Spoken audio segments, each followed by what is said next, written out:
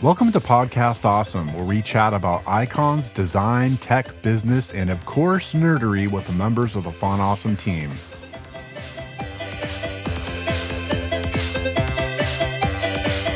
Font Awesome, go make something awesome. Font Awesome, go make something awesome. I'm your host, Matt Johnson, and I gotta say that since the launch of Font Awesome 6, the Font Awesome site is looking pretty slick these days, and you have designer and front-end developer Kelsey Jackson to thank for a good chunk of that work. In this Nerd Show and Tell, Kelsey and I discuss how he got his start at Font Awesome, his recent work on the Font Awesome design system, as well as his interest in B-grade horror movies, cocktail mixology, and a whole lot more. Font Awesome, go make something awesome. All right, so Kelsey Jackson, thanks for hanging out on the Nerd Show and Tell. I've got to ask, your moniker on the Slack channel is Purple Tape. What's the story behind that name? So that is an homage to my favorite album of all time, which is Raekwon the Chef's Only Book for Cuban Links. It's a Wu-Tang album. Oh, nice. Yeah, there's a lot that goes into it, but it was nicknamed the Purple Tape. Hip hop in it, so they'll know why. Was it issued on a purple cassette originally, or It was. Okay, nice. What year did it come out? Ooh, I believe it was 1995. That was like just before cassettes started to phase out a little bit, seems like. Yeah. I loved like the packaging of 90s cassettes when they would do something a little bit different, even if it was like a different cassette color or whatever. And I honestly I miss the physical aspect of going and buying music, like looking at the J card or looking at the CD insert. Yeah, I missed that. There's a lot of cool artwork, a lot of cool photos that came with albums and CDs. That's kind of no longer the case, unfortunately.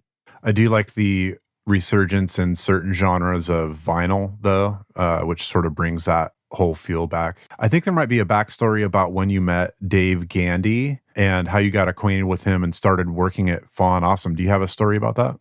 There's a local developer group around here in Northwest Arkansas, and we got a message that Font Awesome was relocating their headquarters to Bentonville, Arkansas, and he got in touch with them, and they set up sort of like a show and tell to the community and learn more about him.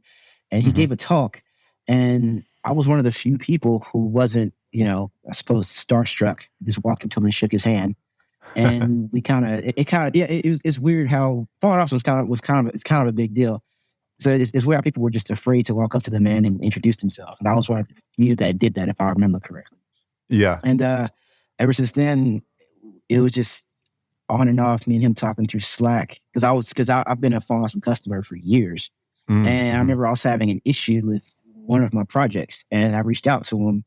He passed me along to Trevor, our customer service person. Ever since then, he's been cool, just talking back and forth. And eventually, I became a contractor, and that was sort of a test. Luckily, I was good enough, and he brought me on. But I've been kind of working that angle ever since I met the guy. Like I wanted to work at Font Awesome, so. Oh, nice. Nice. Yeah, and so it was kind of the long con, if that's appropriate. Yeah. So it all worked out. So it was cool. Yeah, that's great. Where were you working at the time? At the time, I believe I worked at Waco Media. It's one of those, newspaper conglomerates that owns like 60-something newspapers in like one area of the country. And I was there. I was pretty much the same thing I do here, a developer, designer type deal. With that in mind, tell us a little bit about your professional background and what your role is now at Font Awesome. Okay, well, currently at Font Awesome, I am a product designer. How I became a designer in the first place was when I was in high school, pretty good art student. And my art teacher at the time pulled me to the side and said, "Hey, man, I know this is what your life is, what you want to do. If you want to sort of stay connected to the art world and not be broke, you might want to look into design." Because at that point, Right. I'm from rural Arkansas. I had never heard of design at that point. Yeah. So looked into it, thought it was something that I might be into, got scholarship to Arkansas State and went there for design, beat it out, and just started going from there. What kind of art were you doing? Were you like painting or drawing or sculpting? It was mostly drawing. I didn't really Mm-hmm. get into other forms of media until I got to college. What kind of stuff did you like drawing? Man, I was really into robots and flowers. And like sort of animated type style, or? Okay. Yeah, I'm big cartoon nerd. Like that's all I watched as a kid, just cartoons. Like hell, Oh, I'm a grown yeah. man, I still watch cartoons. Yeah, that was pretty much Yeah. all it was. Are you a comics fan too? Yeah, I'm into comics. Didn't really get into it till sort of high school. But yeah, I've gotten pretty into them. Somewhat of a selfish follow-up question. I've got a couple kids at home that are quite artistic and are constantly drawing. They have their little notebooks. They're toting around with them, drawing all the time. So I'm really trying to encourage that. But similarly, I'm sort of like, if they got into fine art, that'd be great. But, the chance of them making a living at it in the future is kind of rough. Where do you see the connection between your interest in drawing and how that connected to design? I sort of had it helped me build the foundation of which design's built on. As far as creating hierarchy, point of focus, having like a direction when you're about to do something. So it helped me. It helped me in that way. Mm-hmm. So once I got into design, I already kind of had a way of going forward. Did you feel like you learned what you needed for like real world experience, or do you feel like you kind of figured that stuff out on the ground in your own projects? Oh man, I got out of school not knowing a damn thing about the world. Because I went to art school, right? I mean, I was in the art program, and Yeah. It's a different world, man. I spent most of my time in the art studio doing ceramics, silk screening, illustration, what have you. And once I got out, it was kind of a hard lesson because I had to grow up real quick. It was fun though.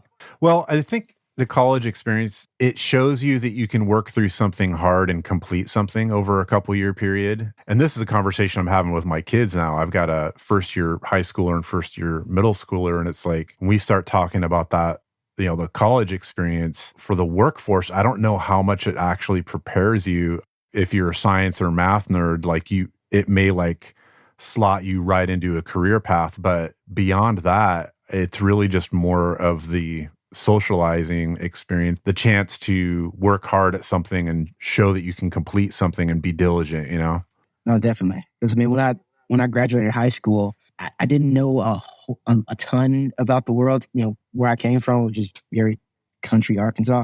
So going to college really helped me out, just getting new experiences, meeting new people, learning about things I never would have learned otherwise. So it helped in that aspect.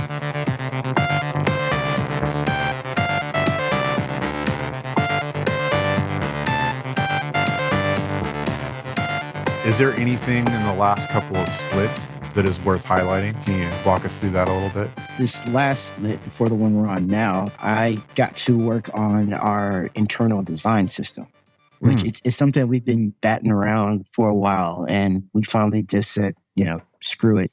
And we focused on it. And it was a lot of fun. It was a lot of work getting it, up to date, trying to establish standards and principles and how we're going to proceed with it going forward.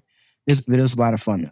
That's a little bit of a foreign world to me, but for somebody who is, not really clued into what those terms might mean, how would you explain a design system to somebody and what it's for? A design system is a collection of patterns that one can use to build applications, different aspects of design. If you're a company and you repeatedly have to do a thing, when you have a design system, it makes it a whole lot easier. So you're not reinventing the wheel every time. Yeah. So I think I've heard somebody explain it in a way, like if you had a residential housing development and a lot of the houses are sort of the same, you may have custom elements to the houses, but there's a similarity to each. And the architects will have basically a plan that they can work on, but you may have certain aspects to individual houses that are more custom built, but of the architecture is essentially the same. Does that kind of capture the idea of a design system? Yeah. It's basically it's a set of standards to help manage design at scale. reduces redundancy, and it helps create like a shared language to keep things, a shared visual language, sorry, to keep things consistent across, all different types of channels. Okay, and so a follow-up to that I'm curious about is Corey LaVisca came on board recently, and Shoelace, his company Shoelace, joined forces with Font Awesome, which is really exciting, and it's an open source library of web components. What would the difference be between web components and a design system?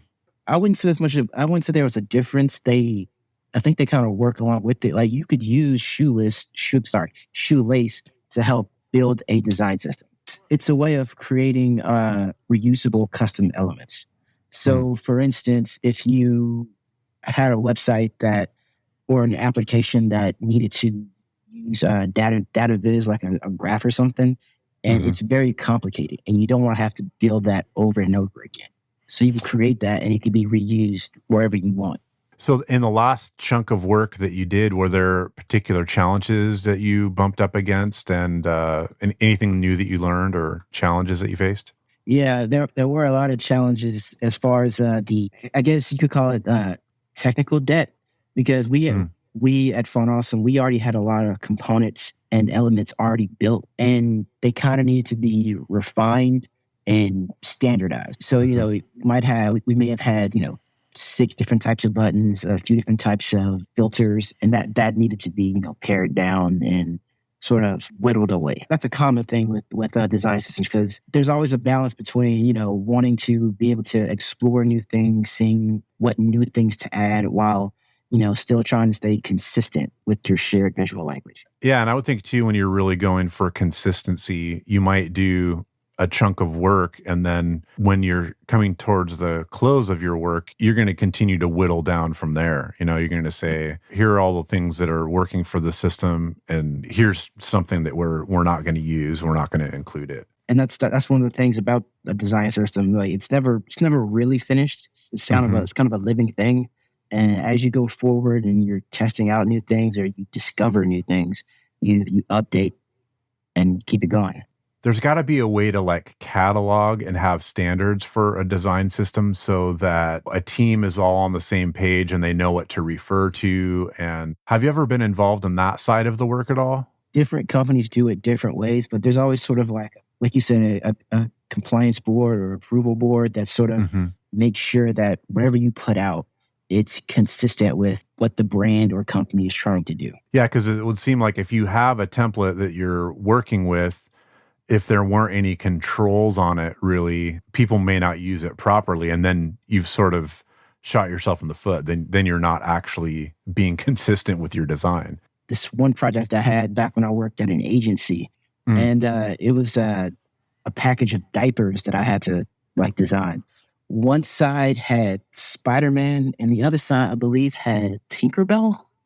What? And so I did it on the same diaper. Yeah, it was just crazy how it happened. So I did a design of it and sent it off to them for approval, and they came up with these changes that we can't have Spider-Man looking at Tinkerbell because they're part of different universes, and that's one of the things you find out, as far as compliance. Right. Yeah, it's sometimes they have very specific rules. They probably weren't having conversations between departments, making sure that they're being consistent.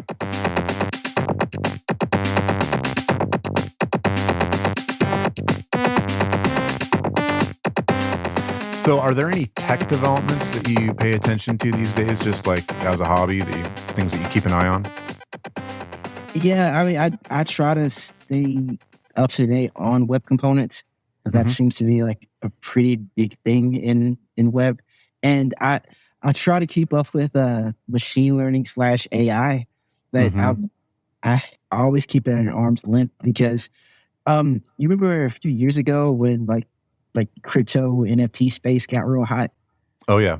My spidey sense is going off about this when it comes to AI. It feels really like grift. Like I feel the grift coming on with some companies. Yep.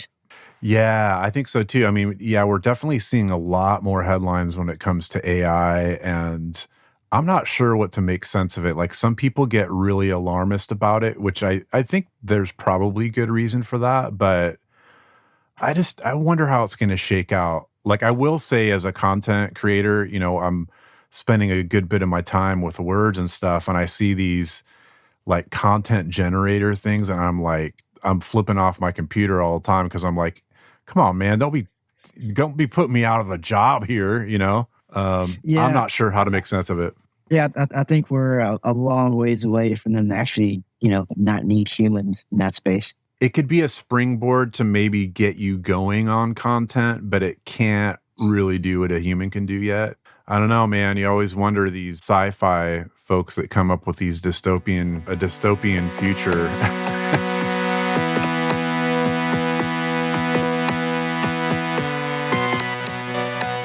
What icons should make it into the Font Awesome canon that is not currently in the canon? Well, okay. So here's the thing. I've thought about this quite a bit. I'm a fan of horror movies or the horror genre, and I would love to see us Font Awesome. We do a whole series of horror themed icons. I mean, Jason, Freddy, Leatherface, Carrie. I'm not sure how we do that. Maybe like a bucket of pig's blood or something. But yeah, no. I would love for us to have like a whole bunch of like horror themed icons that are like they're easily recognizable. Yeah, what are some of your favorite horror movies? Oh man, so I love the first Texas Chainsaw Massacre. That's easily one of my favorites. This a little out of left field, but Get Out, sort of a recent one. That is one of the scariest movies I've ever seen in my life. And let's see, what's another good one? There's a sort of B movie, one called Night of the Creeps. It's about like slugs from outer space, which is pretty good. Yeah, nice. it's similar to Slither, but a little older. Oh crap! I just remembered. Attack of the Killer Clowns from Outer Space. And that's one of my favorite ones. I want you to call the state police and get help. There are clowns and they are killing people. Over. Okay, let me get this straight. You say there are clowns and you've seen it. Okay, Dave, that's it. Screw you and your college flunkies. I've had enough of this from you and from everyone else. I know what you guys are trying to do. So what is it about the horror genre that is interesting to you? Like some people are kind of squeamish about that stuff, but like some people, that's their thing. Yeah, no, that part doesn't bother me that much. I believe it's how it like confounds me because I have a hard time when I watch movies sometimes like separating it from reality. Like there's a recent movie called Hereditary, and it's a great movie, but the funny thing about it was there's a certain point in the movie where one of the characters has an allergic reaction. If they just had like an EpiPen at one point in the movie, none of the scary stuff would have happened. Like it would have been solved. I think about it every now and then. Like, why did you just have an EpiPen? There'd be no satanic cult uprising if you just like had that one thing in your back pocket. Yeah, I know that there's probably like sociologists and stuff that kind of go through the reasoning of why people are sort of drawn to the horror genre, but like I read over this book review. There's one guy, and this is more related to like classic horror, you know, like the is it like the Universal movies that are like black and white, like the Frankensteins and Dracula and stuff like that? I was doing a commentary when the Twilight movies were kind of popular, and I was like, this doesn't fit at all, man. This isn't real vampires. Yeah, I never got into the whole Twilight movie thing. They're like vampires and werewolves, and they're all like hot dudes, right? Is that part of it? Yeah, they like sparkled in the sunlight. Yeah. So, yeah, it makes me think about the way that people used to think about horror in the past and how they kind of used it as a way to do commentary on culture and stuff like that. So I'm always like really interested in like how filmmakers will use a genre to make like culture commentary and stuff like that. It's like the who's the guy that did the original black and white Night of the Living Dead? George A. Romero? Yeah. So like that was in the late 60s, and he was talking about race relation type stuff. And if somebody didn't really understand the backdrop of what he was trying to say, it might kind of go over their head. But I watched that a couple months ago, and I was like, dang, man, that's a pretty good commentary. Yeah, I guess. But yeah, no, that now that you remind me of that is one of my favorite films since the original Night of the Living Dead. It's oh yeah. Yeah, it's a staple, and I believe it's like in the public domain. But yeah, I went, and it was around Halloween time. I was like, I just went on like a horror binge and watched all the corny 80s horror movies that I'd only seen portions of when I was a kid. So I went and watched like Nightmare on Elm Street and Halloween and all those. Nightmare on Elm Street, that one breaks my heart, because Freddy used to be a cool mass murderer. Well, I shouldn't say it like that. He was a character that you didn't mind until I believe in one of the sequels they like retconned him, and he became like a child predator. So after that, it was kind of like, yeah, I don't want to be this guy for Halloween anymore. Just keep it simple, man. Just like kill people. Don't get all extra creepy with it. Yeah, like obviously nobody wants this guy to win. Yeah, exactly.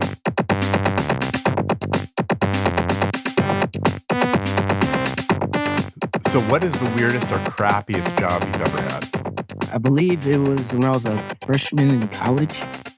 I was back home for the summer, and I got a job working at this detail car wash. And I believe we made, if I remember correctly, we were making like $10 for every car we detailed. And respect to anybody that does that work, because when they say detail, they mean everything. I mean, we were getting into cup holders, underneath the floorboards, everything. I mean, they were spotless, but it was it was a work that I enjoyed. Yeah, I mean, to do something so detailed, that's got to at least take, I would think, at least an hour, and that's like if you're working fast, right? Yeah, and you got to remember, when I'm from rural Arkansas, so people came in with trucks caked in mud. Yeah, it was rough. Oh, good times. Well, now you know how to detail your own car effectively. Yeah, no, I'm never washing my own car again. Like, that taught me I never want to do it. Like, I will gladly pay someone, like pay them handsome. Give them a good tip, because you know what it's like. Yeah. Yeah, totally. You said you had a really weird job once. Oh, you were an art director for a disaster grant services shop. What's that all about? Right. Yeah. It was this place called ER Assist, and they helped places hit with natural disasters manage the grant money they get from like FEMA, the government, that kind of thing. And can't remember how long what was, but a pretty big tornado hit central Arkansas. And part of our job was to, go down there, help assess the damage, and, get to know the people, to help out where we could. And we were able to hold up in this house that someone let us stay in. And we were there for like a week and a half. We really got to know the people who were affected by the disaster. We got to, look through the area. It was very like heartening, at the same time disheartening. Like, because, I was happy to meet the people. I was happy to help out. It was great to be a part of the community. It was great to see people like step up and help out their neighbor. But it was also sad to see like the struggle that it would put on people. Oh yeah. So it was a weird job, because those were two like competing things you had to keep in your head. Yeah, definitely. Well, that's so strange that you're the art director, but you're kind of boots on the ground too, which I guess that's probably a good thing, because then you understand the mission of the company. So yeah, no, it was a small shop, so it was kind of like all hands on deck.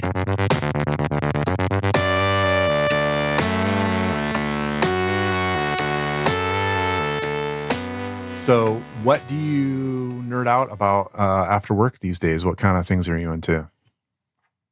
Ooh, it's funny. I nerd out about two things right now in particular, and that's cooking and like cocktails, like mixed drinks type deal. Okay.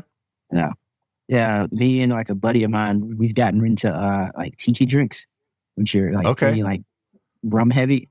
So every now and then a bunch of us get together, did it for New Year's, got together and just made a bunch of like different tiki drinks. And, Nice. Do you have any favorites? Yes. My favorite drink, and I don't want to get into the whole like, tiki wars, but it's a Navy grog. It's got like 3 different types of rum in it, and it hits pretty hard. Yeah.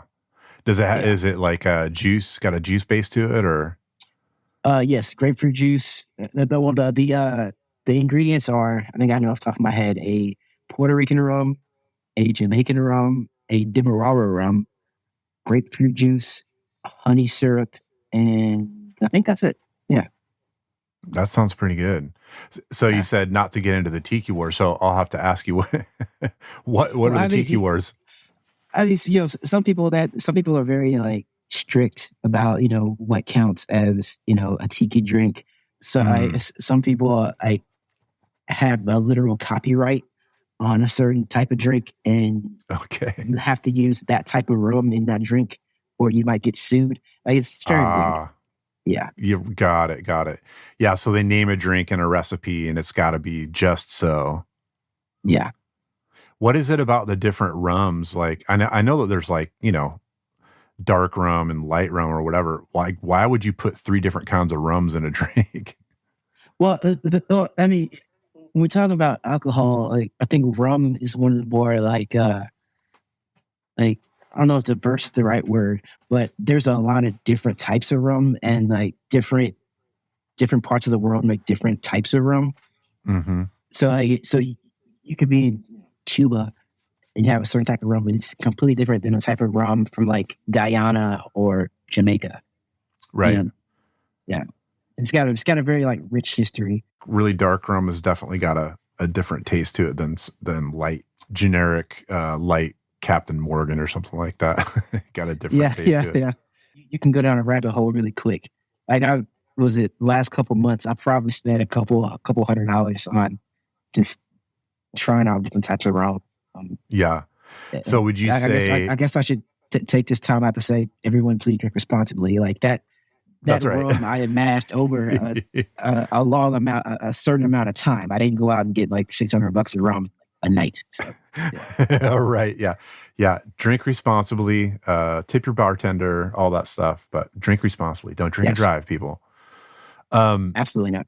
So with the experimentation that you've done there, do you feel convinced that getting top shelf stuff makes a difference, or? As far as rum goes, nah.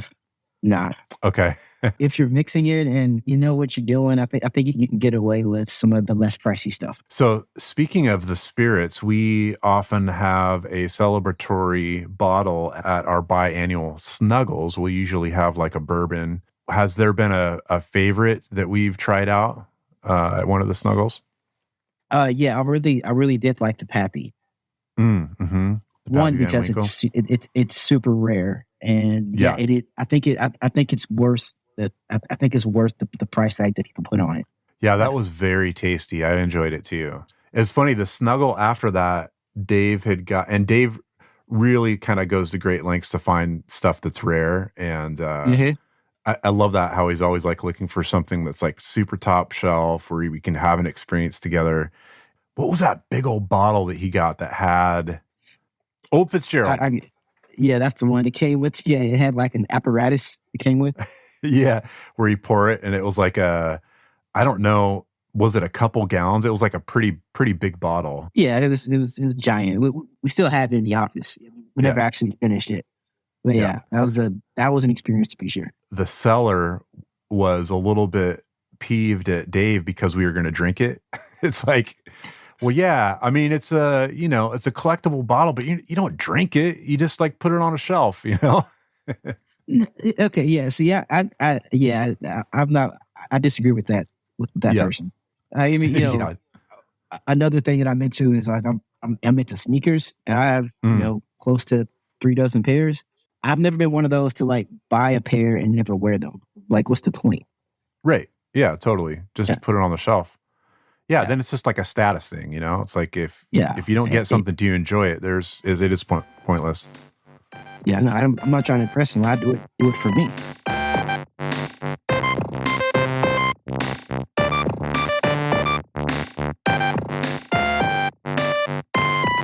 So you delved into the tiki drinks. You also have been doing some cooking at home, isn't that right? Yeah, you got any favorite recipes these days? Not necessarily recipes, but I'm a pretty big steak person.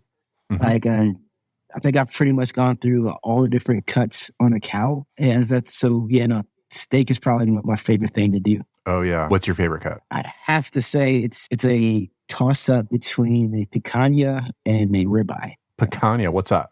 Another name for it is the sirloin cap. It's a pretty popular cut in Brazil. I was lucky enough, my butcher, he was able to get some in. So I started buying them by like the pound, several pounds at a time. And this is cool, man. Like, there's a pretty big fat cap on it. Take it home, slice it up, salt it, throw it on the grill. It's fantastic. What's the characteristics as opposed to a ribeye? There's a more of a beefy flavor. Mm. You know, certain ribeyes, there's like a lot of fat sort of in between the meat that can kind of throw you off depending on how you cook it. At least with the picanha, you can take it off if you want. Now, you shouldn't because the fat's the best part, but you have that option. Oh, yeah. Yeah, you don't want to have too lean of a cut, man. You got to have some of that fatty goodness in there. It adds all the flavor. Absolutely. So where are some of the places that you go online for inspiration for cooking? Yeah. Probably my favorite is Josh Wiseman fella. Mm-hmm. And he's a pretty funny guy. And the stuff that I get from him, I replicate recipes, they all come out pretty good. Did you watch that show on Hulu called The Bear? No, I didn't. I've heard about it. I've seen the little commercials, but I never actually got the chance to watch it. Yeah, it's a good series, man. I really enjoyed it. It was, without giving it away, like this young guy basically inherits a Italian beef sandwich shop where all the locals are like all about this shop. And he inherits this shop. And he, in a past life, he had been, I think, like a sous chef at like a super top tier foodie restaurant that was like super high stress. He starts working at the sandwich shop, but they're very particular about their sandwiches, and it's all about like the drama in the kitchen and restaurant life. And he's super stressed out, and there's a lot of yelling because it's in Chicago. They're Chicagoans that get in each other's faces a lot. So you watch an episode and you're like, oh gosh, I need to like get a back rub because I'm feeling so tense, from all this yelling. Why didn't Wrigley deliver? Because we're out of money. The only beef I could get was bone-in, which you have to braise, all right? It takes 2 hours longer. The good news is... But anyway, all it to say, there's a guy in that series. He's sort of like a helper that like does food deliveries, and he's kind of like a jack of all trades. Like he's helping the family with like food delivery and stuff, but he works on the plumbing. And anyway, he's actually like this foodie guy in real life. And Maddie Matheson. Let's see here. Oh yeah, he's the big like tattooed fella. Uh-huh. Yeah. Yeah, I know who he is. Anyway, this guy, he plays a character in The Bear, similar kind of character to how he comes across in his YouTube videos. This guy, Maddie Matheson, but he's like this kind of aging, like punk hardcore guy. He's all tattooed up and stuff. He's just like super irreverent, and like you wonder, is this guy on shrooms or something? It's kind of more like comedy than anything else, but he just does like comfort food and just like really kind of greasy stuff. And he'll do like, he does a whole series on burgers where he uses Wagyu beef on one, and he's like, look, this is like $1,000 burger. I'm just going to use like this nasty ground beef from the grocery store, and we'll see which one's better. And he just goes through this whole thing. It's pretty funny. The great number? Oh, it's so good. 2 small patties come together. I just dusted that burger straight to the face. I'm going to be selling Maddie's patty sauce soon. You can buy that down in the comment section. I'll tell you one thing. Good thing we all had a laugh attack. All right. So basically, if you're looking for some junk foodie comedy, you're going to want to go check that out. So, Kelsey, we've covered a lot of territory today, and we talked a little bit about your background and how you joined Fun Awesome and met Dave Gandy. And we've talked a little bit about your horror movie and mixology obsessions. So I want to go back to something that you said earlier about design systems. I guess a couple questions there. First, when did you start learning about design systems and start putting them in place? And then secondly, can you think of any resources or people folks should be paying attention to who maybe want to learn more? Oh, yeah, sure. So what got me into design systems was at a previous place I worked at, I was asked to sort of cobble together a style guide because a lot of the people who were touching, the pages, web pages, others are working on, they weren't designers or devs, so they needed guidance on how to do it and keep some consistency, which is one of the pros of using a design system. It helps you keep consistency and it helps lower the barrier of entry for design. Well, that seems weird though, because you were working for like a newspaper company, right? So you'd think they'd be really big on consistency. Yeah, but it's newspapers, and a lot of people were sort of traditional in the way they looked at things, and none of them were really used to the web. They were kind of just say, "I'll throw it on, then if it works, it works." Which at a certain point, that's fine. But when you're doing it across several different channels, different apps, it's got to be important to keep that consistency. So as you started getting into that and learning it, like how did you kind of break into it? Who were you paying attention to that helped you learn? I was asked to do this, and it was sort of new to me at the time. So I just jumped in, started Googling, things about design systems, and I landed on this fella named Brad Frost, and he came up with this methodology of atomic design. It's a way of designing across several different spaces. It's more than just designing a collection of web pages. You're trying to develop for web, for mobile, and you want to be able to keep a level of consistency. And he helped me sort of figure that out as I was going through a lot of his stuff. Didn't you pick up some learning from the Nielsen Norman group as well? Yeah, that was another one. Yeah, through my research, I also came across the Nielsen Norman group.